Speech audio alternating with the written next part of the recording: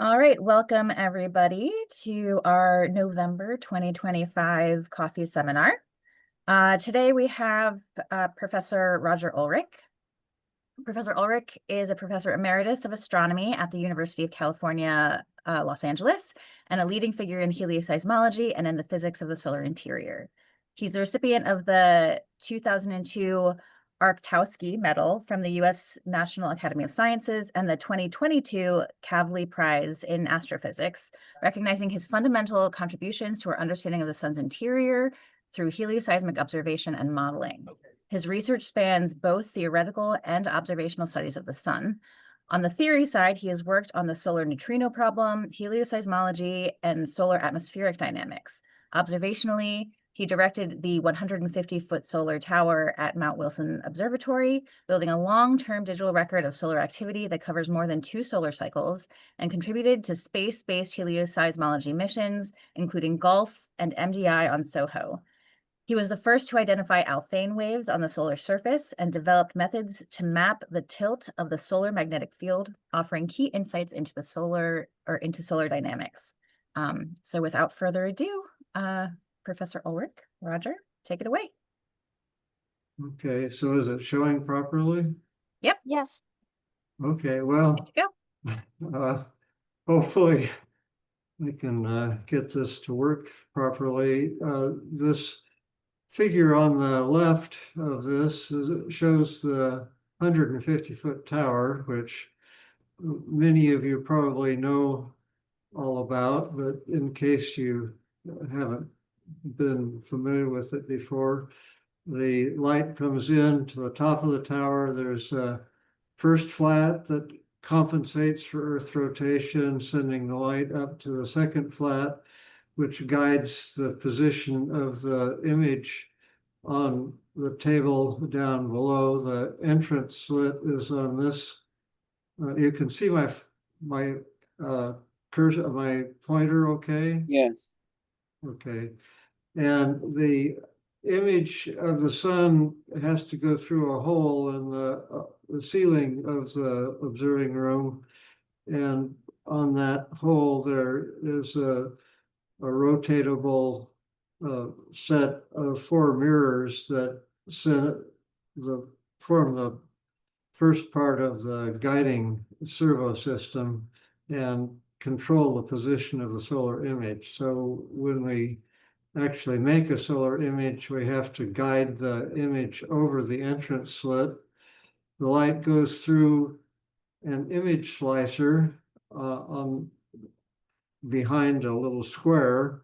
The image slicer displaces slices of the image so that they go through different parts of a long, skinny rectangular slit aperture.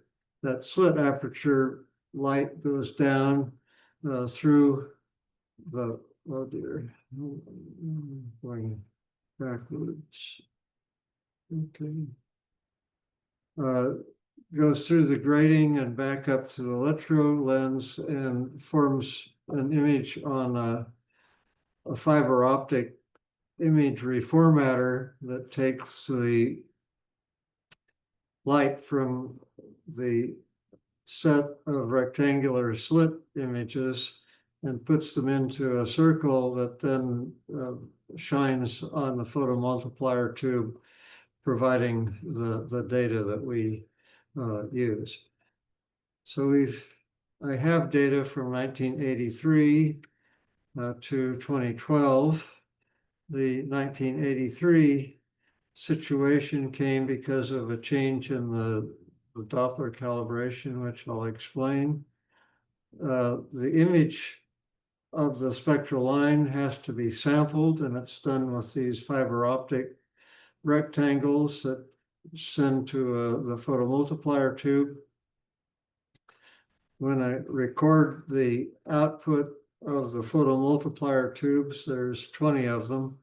The sample position with where the solar image was at the time and the time relative to the image center all have to be recorded, and they get corrected so that the final result is a regular kind of image with pixels scattered over the solar image.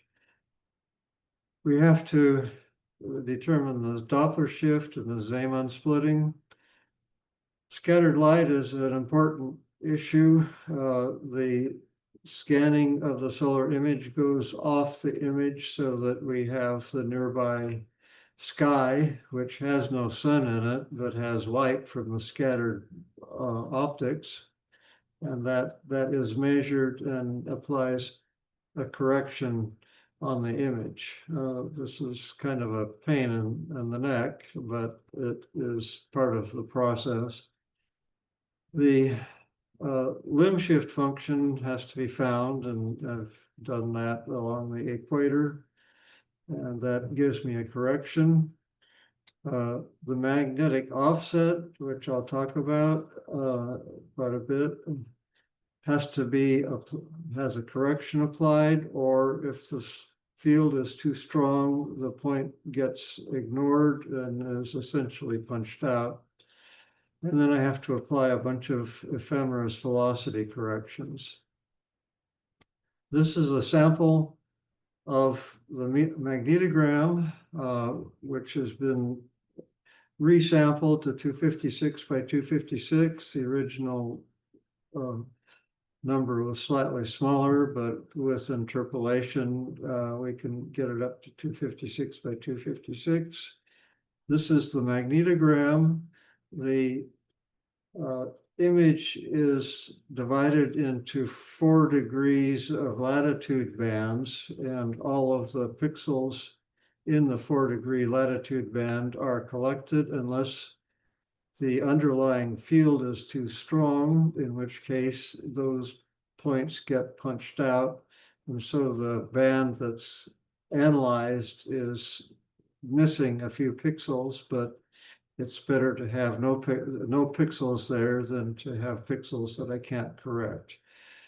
The right-hand image shows the quadratic dependence of the line of sight velocity on the center to limb, the center to limb angle, which delta L is the center to limb angle.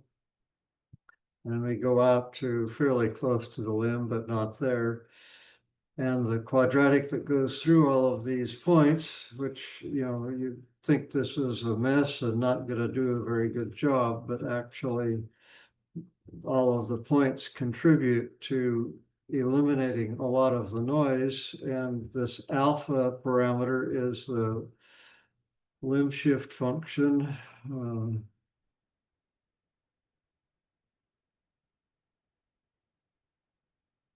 And the slope of the line crossing the central meridian is the deviation in the rotation rate. So I have already subtracted an ABC fit to the rotation curve, differential rotation curve, and this is the deviation of this particular latitude band from that ABC fit.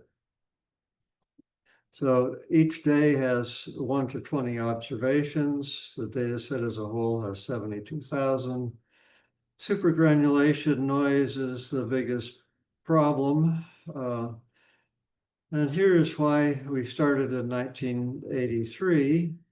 Prior to 1983, the calibration was done with one scan at the center of the disk, scan over the spectral line. The sampling system is carried on a movable stage, which goes back and forth so that we can compensate for most of the Doppler shift and keep the spectral line on a particular set of sampling points. Prior to 1983, there was only one calibration scan, and the 5-minute oscillations displaced that. And so the calibration points were all not very good. After 1983, we started taking multiple scans for the calibration, and the curves became quite a bit tighter. The evident features that you can see, the bumps and the rising things, I haven't been able to figure out the cause for. But I go ahead and put things into 6 Carrington rotation bins to reduce the random signal. So we have the oscillation, supergranulation, granulation, rotation, meridional flow, limb shift, and magnetic line shift are the things that come through this process. The supergranulation and magnetic fields are things that definitely impact the determination of the rotation rate. The arrow A points to a feature at disk center, which is a magnetic field.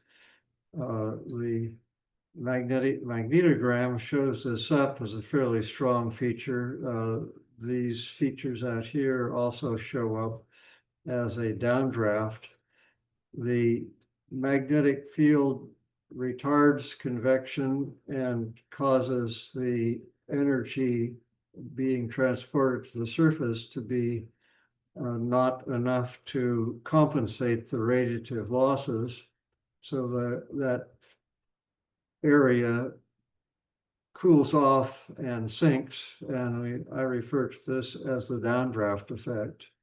And it's something that's in there, and it can be corrected if it's small, but if it's large, I just punch the area out. This is an example showing the magnetic field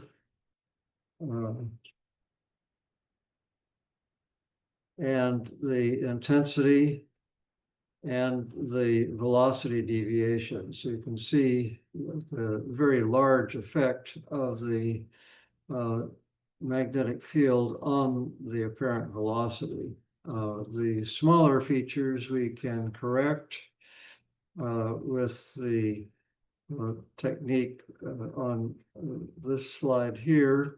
I took a whole year's worth of observations and combined them into a 2-dimensional set of histograms, the 2 dimensions being the line of sight velocity in the vertical direction and the absolute value of the magnetic field in the horizontal direction. Along each column, you can see these X's are the size proportional to the number of points that fell in that box. And the line down each column has a maximum, and I adopt that maximum as being the line of sight velocity at that point. And the velocity as a function of the magnetic field is offset from 0. The 0 line is across here. And the fit of the slope of this curve to the green line is this number 0.4 meters per second per Gauss. That is the correction, which I use to adjust all the velocities, which are not large in points that are not larger than 30 Gauss. Above 30 Gauss, I punch the point out. So this is the resulting set of maps that I produce, with the zonal velocity deviations being what are generally known as the torsional oscillations. So these are variations in the local rotation rate at each latitude and at each time. And this pattern is the pattern that's generally become known as the torsional oscillations, going faster and slower and faster and slower. I drew the dashed white lines by eye on this figure, tracking the point of the maximum speed up velocity. The plus sign is faster than average rotation. The negative sign is slower than average rotation. And then I just copied those dashed white lines and put them down on the meridional flow map, which was produced in a similar fashion. The sectoral velocities are in the north-south direction, zone, or in the east-west direction. And this shows that the torsional oscillations actually have two components. They have the speed up, slow down, and they also have a travel to the north towards the poles, which is the positive, and towards the equator, which is negative. And the torsional oscillations go towards the poles when the rotation is faster, and they go towards the equator when the rotation is slower. The lines are slightly offset from one another, so it's the fastest polar motion is a little bit after the fastest rotation. And the torsional oscillations kind of start at 60 degrees, in the north and south, and they travel towards the poles at higher latitudes and towards the equator at lower latitudes.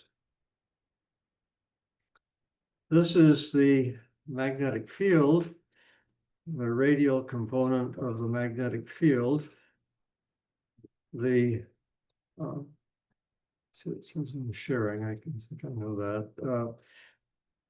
The magnetic fields come up in the active regions. They generally rise as bipolar configurations, with the trailing polarity being displaced slightly towards the poles.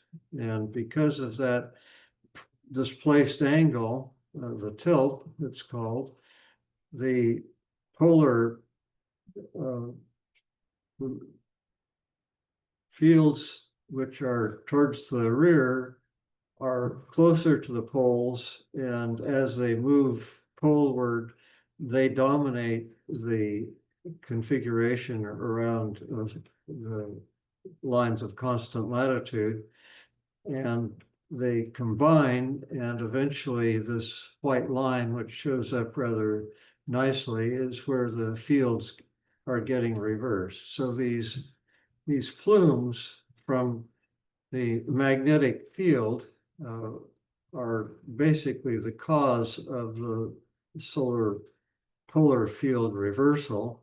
At sunspot minimum, the polar fields are strongest, and then at maximum, the active region fields are strongest. But these ripples that are going on throughout the whole process are definitely part of what is there. In order to show the ripples more clearly, I smoothed the magnetic fields with a Gaussian which has a width of 9 Carrington rotations. So all of the features in both the active regions and in the polar regions get smoothed out and form a fairly nice block for subtraction. The bottom figure shows the results of the magnetic field after the smoothing has been subtracted. And you can see that these ripples in the magnetic field up and positive, negative, and so on and so forth are quite continuous across this whole time of observation. And they're confined to relatively narrow latitude bands, but they drift poleward. And then when they reach the poles, they form a sort of polar pattern as well.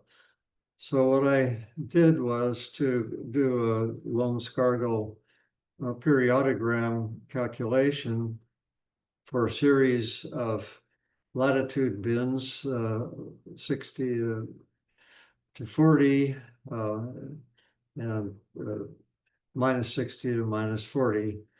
And you can see that there is a strong periodicity, which was obvious on the previous slide. But what is somewhat surprising is that the periods that come out of this are not very localized. Each band has its own particular, each cycle and each latitude band has its own periodicity.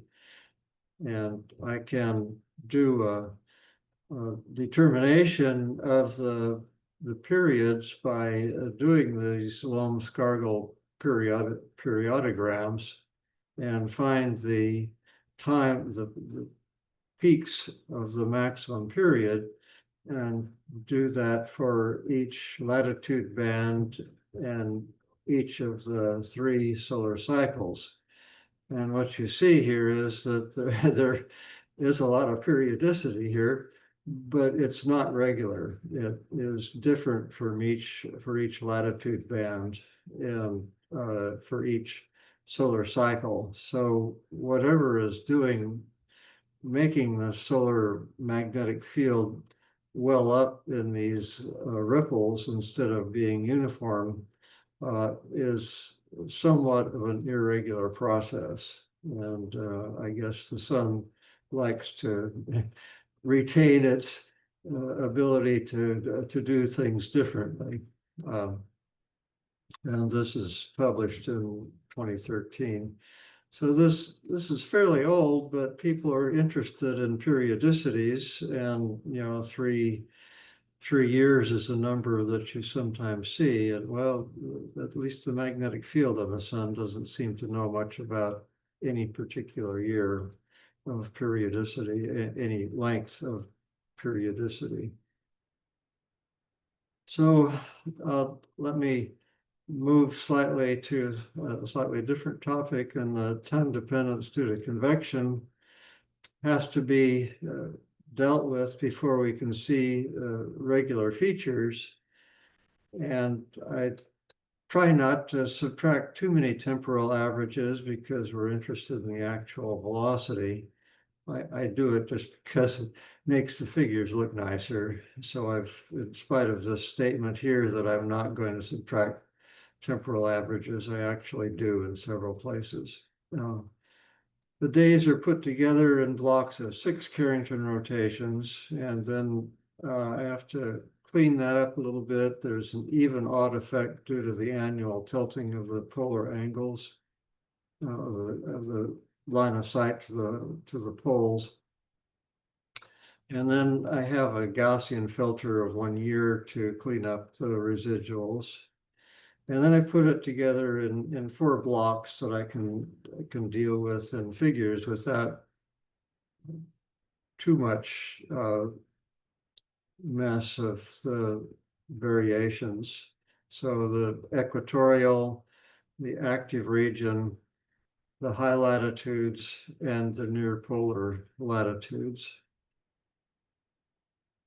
And I was concerned that the punch-out process might mess things up a little bit, and I did pairs of reductions with and without the punch-out, and it didn't seem to matter on the rotation rate deviations.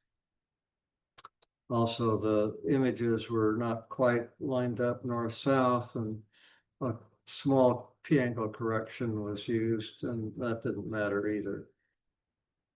This is the 30-year meridional velocity averages. The averages are pretty small, below 60 degrees. And then above 60 degrees, you get into an effect which I believe is largely due to the scattered light correction, messing up the meridional velocity. So that is something that is there, and I have to worry about it.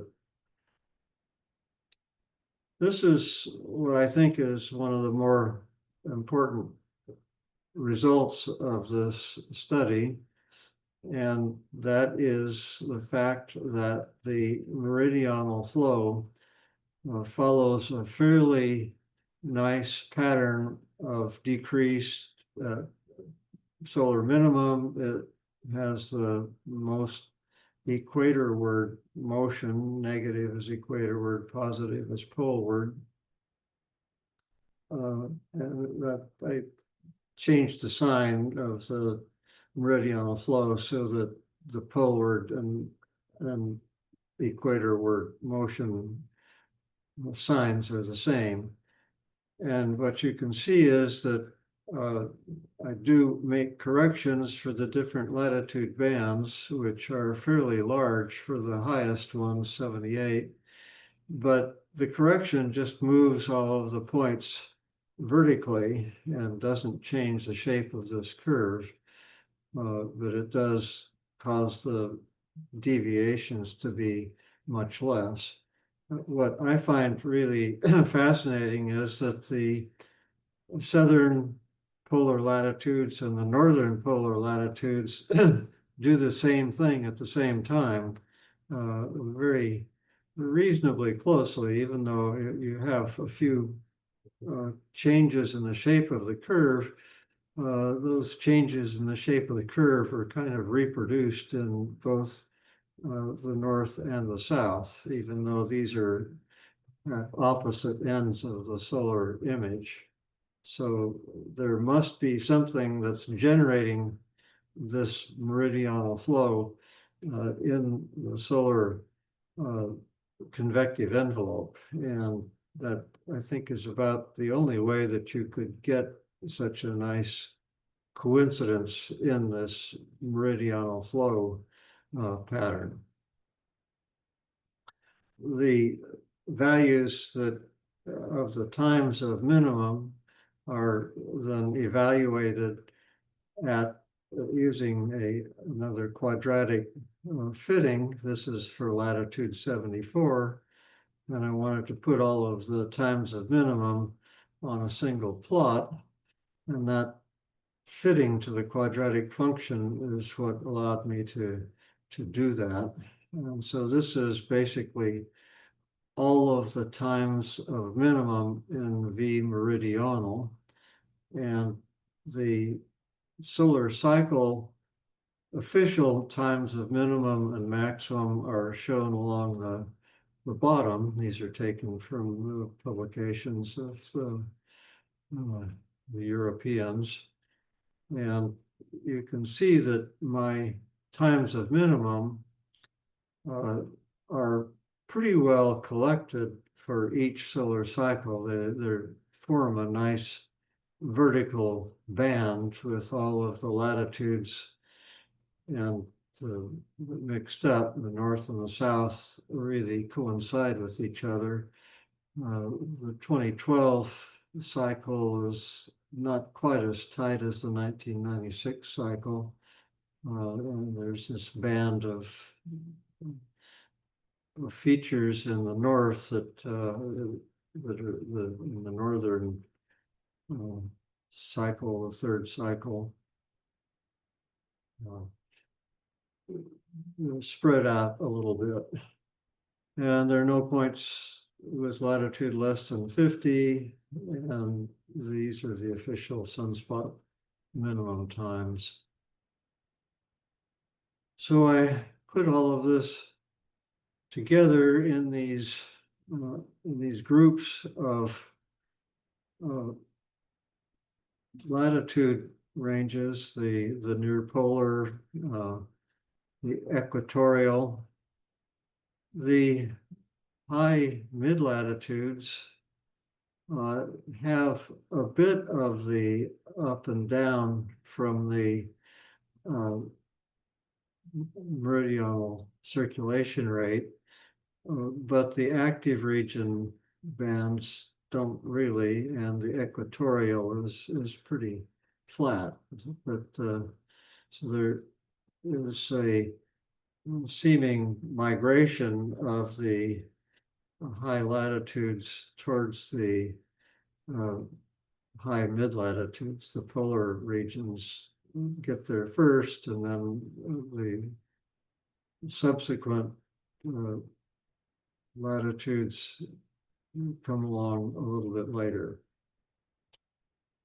And these are all even odd filters with the Gaussian width of 1 year to avoid the annual effects. And the meridional circulation velocities are all positive for northward flow, and southward they're positive. So that going towards the pole is positive in both hemispheres. The torsional oscillations have the large near polar. These don't go quite as close to the poles as the meridional flow. It's harder to get a rotation rate as you approach the smaller size circles. And so I only go up to 70 degrees instead of 80, 81 or so. The latitude bands are similar in the two plots, but don't get that high in latitude. And the temporal variations at high latitude are very similar. So we see the same kind of speed up, slow down kind of effect. The zero line across here is where the lines would have the average rotation rate for that latitude. And you can see that it's actually gets quite a bit slower at the times of the minimum velocity. These are the magnetic field variations, and you can see that the motion, the amplitude of the variation in the active regions is really quite large compared to what it is in the other latitude ranges. But the polar fields actually have quite a bit of variation as well. They get pretty strong at solar sunspot minimum. They're not nearly as strong as the active regions, but these are averaged over a whole circumference. The more recent cycle is extended in time, going up to 2012, and the amplitude of the polar fields is less than it was back in the 1986 maximum. And Mount Wilson is not taking data, so it stops at 2012, and it would have to be continued with some other data source to see how things would go. So this is the summary of the whole business, and you can see that the meridional circulation variations slightly precede the torsional oscillation speed-ups and slowdowns. So they're offset by a little bit, not very much. The high latitude meridional flow changes are fairly significant. The torsional oscillation changes are not nearly as great as the high latitude, as the meridional circulations. The figure up here shows something that isn't on any other of the slides, and that is the offsets between the north and the south. That is the north rotation rate is higher almost consistently through the whole time period. The equatorial rotation rate is slightly higher, that's the 0 to 10, and the other two latitude bands are kind of in between. So, the sun's northern hemisphere is definitely rotating faster than the southern hemisphere. So that's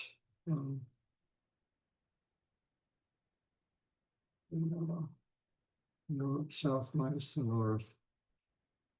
I'm not sure I've got that right, but anyhow, that I guess this is showing that the southern hemisphere is faster. Sorry about that. And the conclusions from all of this is that it's not obvious what one expects to be happening in the velocity during the solar dynamo. I mean, my naive feeling was that there would be a rotation, there would be a meridional circulation velocity carrying the field from the active regions towards the equator and towards the pole. That we don't really see that. Instead, we mostly see the torsional oscillations, which have both the zonal and the sectoral components. So I'm puzzled as to what I should expect to see for a velocity field associated with the solar dynamo. But I don't, all I see are torsional oscillations. And then the question is the magnetic field moving the matter, or is the matter moving the magnetic field? And the two magnetic fields do tend to be frozen in, but the torsional oscillations are moving at times when the magnetic fields are weak. So it's not clear. I kind of get the feeling that the torsional oscillations are the motive force in this and not the magnetic fields being the reverse. So I don't know, that's something that maybe someone else has a better idea than I do. But that's kind of where I wanted to stop. So I'll wait and see if anybody has any questions. I'm happy to have feedback on all of this stuff.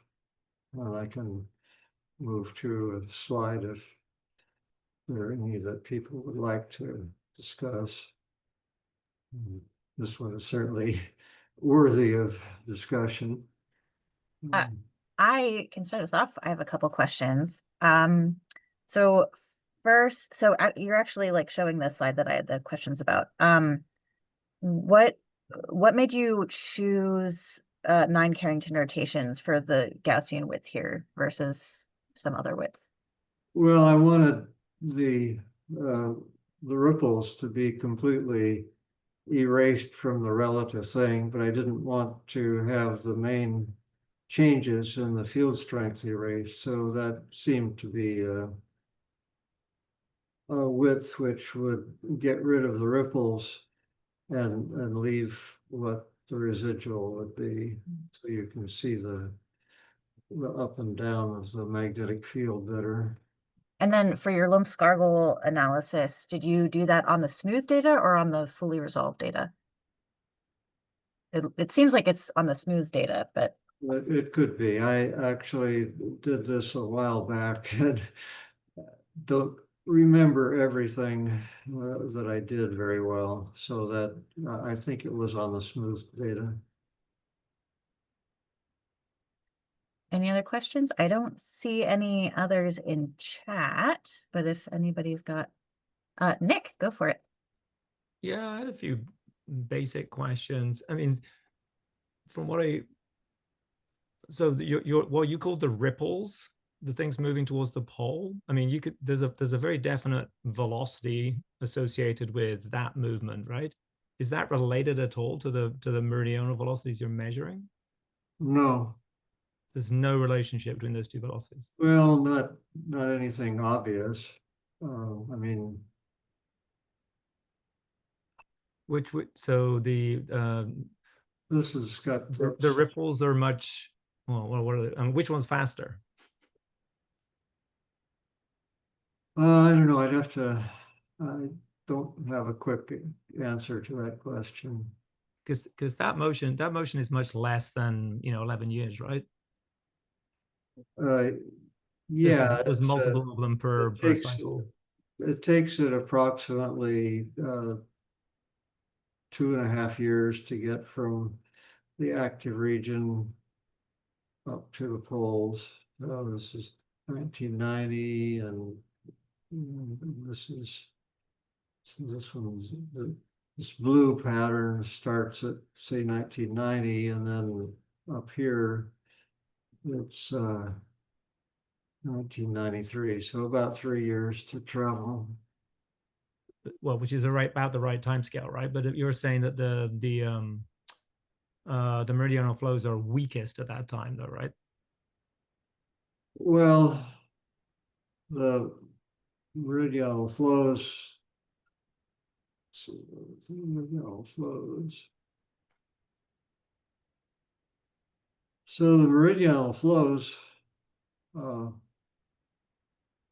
going the wrong way for the active regions are right around in here. And so this is an equatorward flow. So the surface average meridional flow is in the wrong direction to bring the ripples to the poles.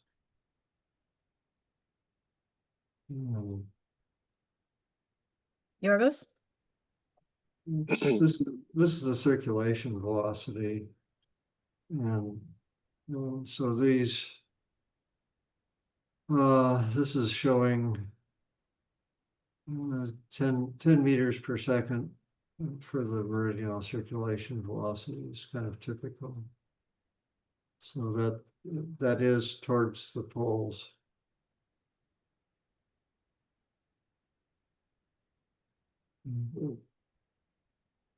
Yorgos, go ahead. Sure. Yeah. Very nice talk, Professor Ulrich. I would like to understand a bit more one of the last slides, I think, that you showed with your comments about the dynamo. Yeah, I think it was, yeah. Where is the solar dynamo? That's really puzzling, right? I mean, could you comment a bit more about why we don't get very clear signatures from these measurements? Is it that we might have? I mean, does someone? I don't have an expectation for the dynamo myself, so it could just be my ignorance that I say this. Does someone else know what the dynamo is supposed to be doing in surface velocities? We probably have a few experts here in the list of participants. So if anybody wants to jump in, that's all right. But do you think there are any systematics, any issues with the data that perhaps could be overcome with, let's say, observation from space? If we had several decades of observations from space with higher resolution, do you think any of these results would have been Well, more clear? I'm not sure that higher resolution is necessarily going to give you a better result for the global features. I mean, the granulation is pretty short-lived, and I guess you can see motion of the granulation. I don't know. I didn't look for that to compare it with this. I should do that, but I don't know. And unless anybody else has a question, I have one more quick question. It's okay to ask. So go ahead, Shay. Yeah, go ahead, Yorgos. I see Todd Sure. just unmuted, but we'll make him. Oh, all right, all right. Sorry about that, Todd. So if we can go to one of the first slides that you showed with the calibration. I recall there were some bumps during solar minimum. Maybe you discussed actually a bit. Yeah. So here, that slide. Thank you. So I remember.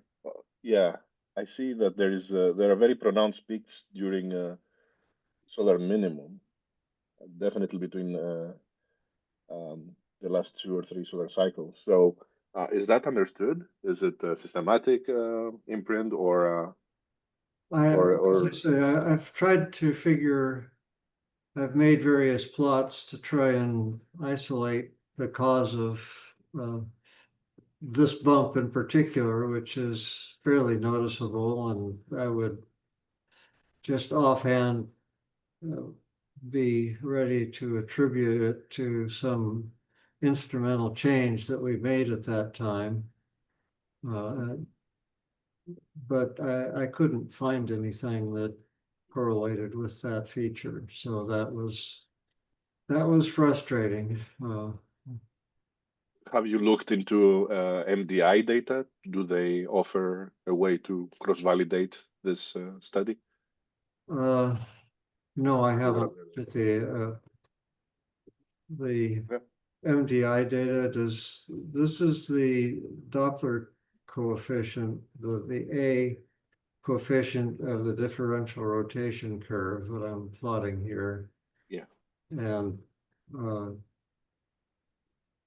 is the A coefficient available from HMI or MDI? I don't know.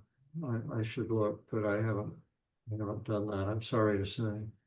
No worries. Thank you very much. Appreciate it.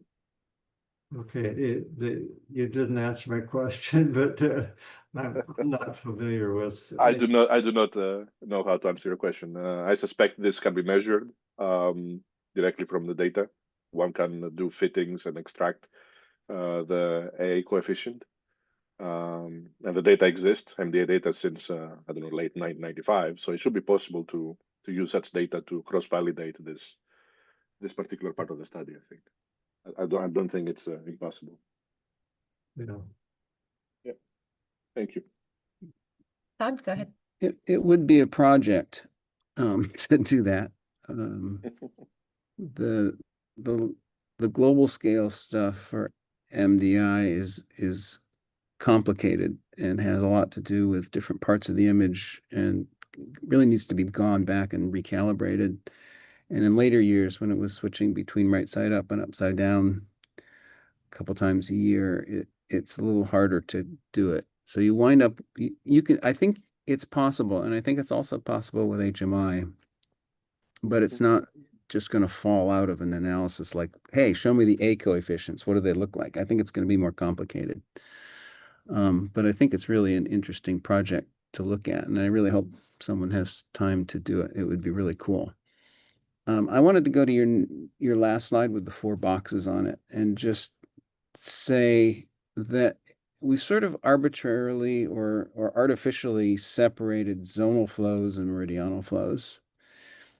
And at high latitudes, at least, it looks like they're correlated with each other. And so it means that we're not looking at the whole picture. And I'm just wondering if there are inertial mode patterns or something else or some better way to characterize those high latitude flows that seem to be so highly correlated in the 2 left plots there. And maybe that's a connection to the dynamo that we could be looking for some sort of signal in. yeah, well, it's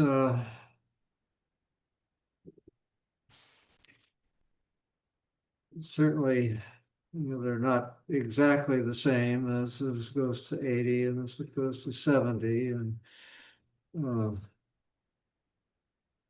Yeah, but you haven't plotted error bars on there and there's systematics and you're looking at different things with different corrections and you've taken out different averages and one of them's got differential rotation out and one of them has something else. So I understand it's a complicated process, but you've got 2 signals that, at least on the large scale, look very similar. right. And they're both large scale flows and they're both at high latitudes. So it seems to me that it's not really a zonal flow, it's a flow at some angle. Right, right. So, I'd say so you've got a that's, different structure than the one that we're conceptualizing by separating it that way. I don't think I used zonal flows in my terminology. No, no, you didn't. You used, differences from east-west, right? But it's kind of the same thing.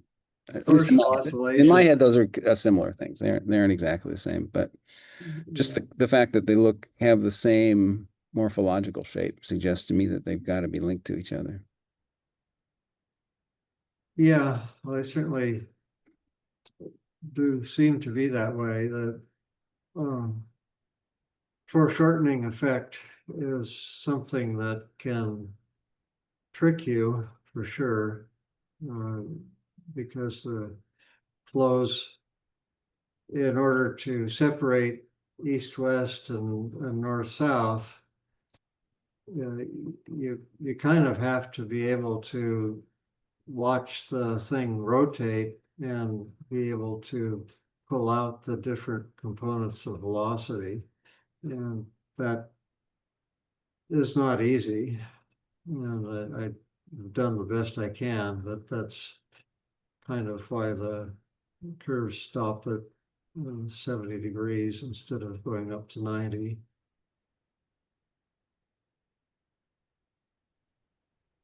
All right, Nick Featherstone?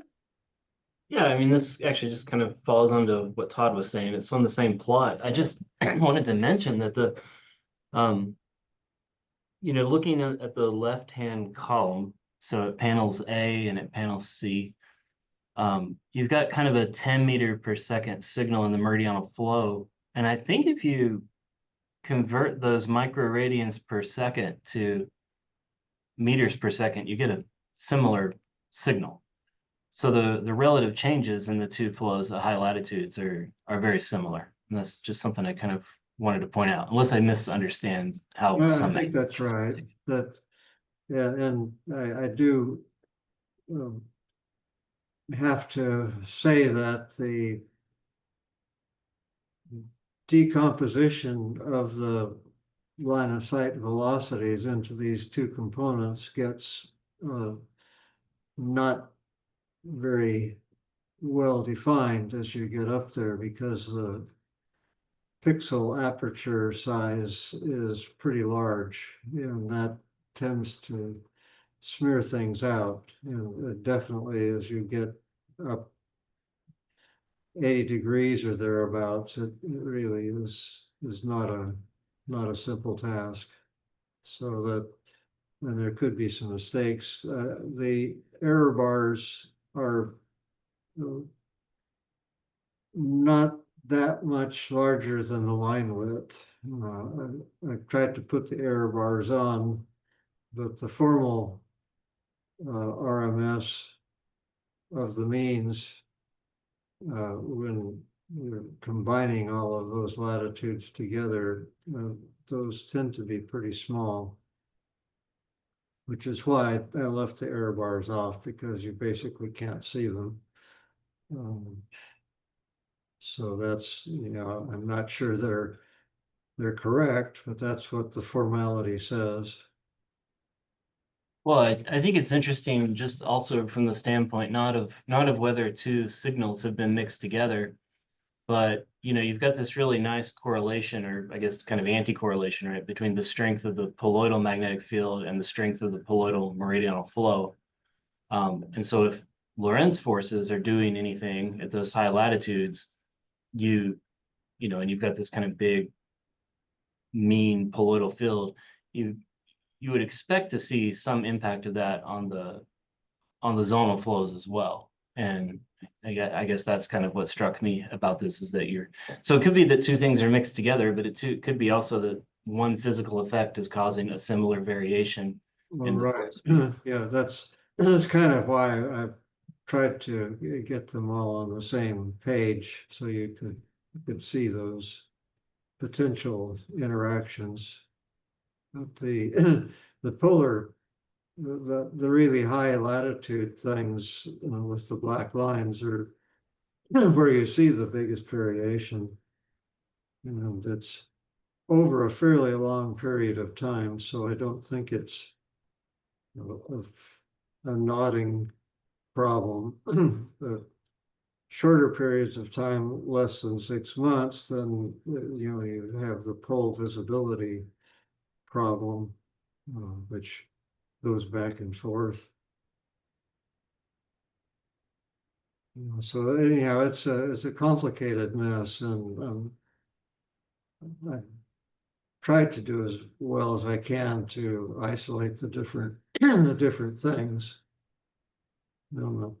There is a time offset between the the top diagram and the bottom diagram with the high latitudes. It's not very much. It's about a year.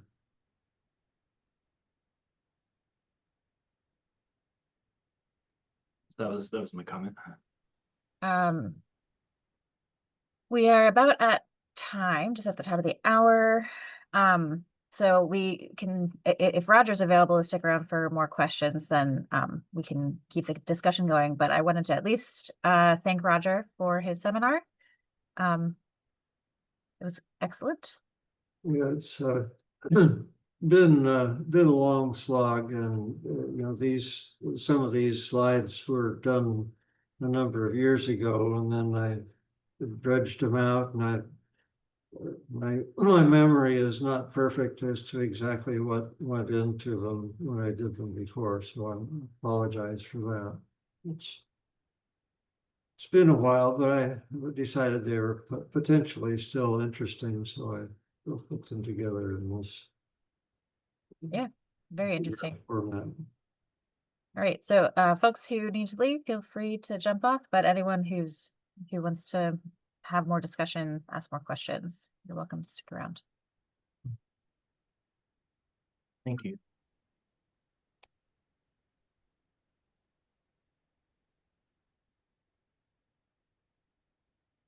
It sounds like we need observations of the velocity field, the magnetic field from above the ecliptic, but persistently, not just with one flyby mission, but probably with a constellation of satellites.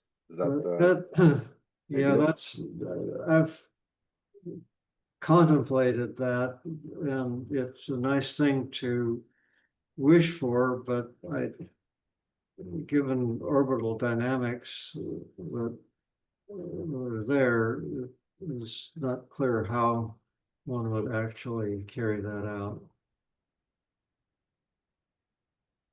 What is the complication of the orbital dynamics, meaning the energy to get off the ecliptic, you mean?